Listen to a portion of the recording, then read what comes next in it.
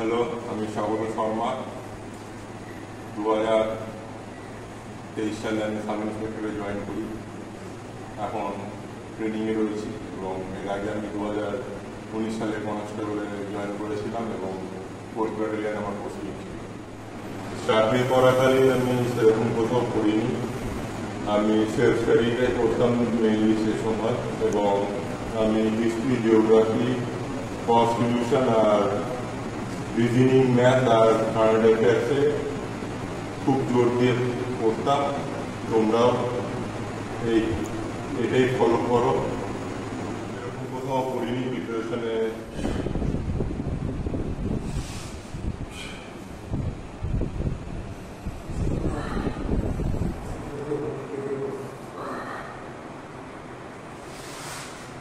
আমি কনস্টিটিউশনটা mainly রশ্মিকান্তা follow করতাম, জিওগ্রাফিতে কার্তিক চন্দ্র Mondal, math সুবিধা ছাড়া RS আগরওয়াল থেকে ফলো করতাম। আর এর সাথে কারেন্ট অ্যাফেয়ার্সের জন্য আমি বিভিন্ন ইউটিউব চ্যানেল ফলো করতাম।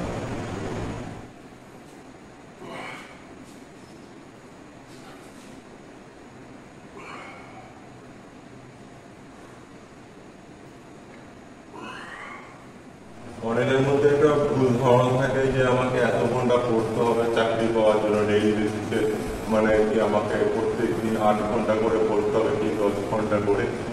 তো চাকরি পাওয়ার জন্য এতটা টাইম পড়া ইম্পর্টেন্ট নয়।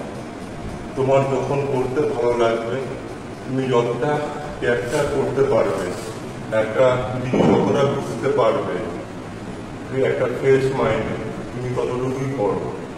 কিন্তু যেটুকু পড়ো একদম সলিড পড়ো, আর সোশ্যাল মিডিয়া থেকে দূরে থাকবে যতটা পারবে। একটা ভালো পারপোজ হিসাবে সোশ্যাল মিডিয়াকে ইউজ করবে, তোমার স্টাডি পারপোজ হিসাবে, তোমার প্রিপারেশন চলাকালীন। আর রিজনিংটা RS আগরওয়ালে ভার্বাল নন ভার্বাল ওটা ফলো করবে।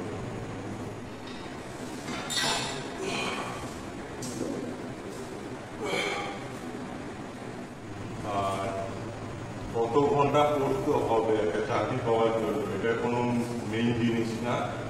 তুমি চাইলে তোমার যদি কোনো সাবজেক্ট, আর ইংলিশের জন্য আমি মেইনলি পিকেদের সরকারের বইটা ফলো করতাম। আর এর সাথে সাথে রাইটিং স্কিল ইমপ্রুভের জন্য বিভিন্ন ইউটিউব চ্যানেলে রাইটিংগুলো কীভাবে লিখছে সেটা ফলো করতাম। আর এর সাথে সাথে ডেইলি ইংলিশ নিউজ পেপার পড়তাম। ডেইলি বলতে মাঝে মধ্যে, মানে সপ্তাহে 3 থেকে 4 দিন চেষ্টা করতাম কি ইংলিশ নিউজ পেপার যাতে পড়তে পারি, যতটা সম্ভব পড়া যেতে পারে। এই করে করে আমি ইংলিশ প্রিপারেশনটা নিয়েছিলাম চাকরির কাজে।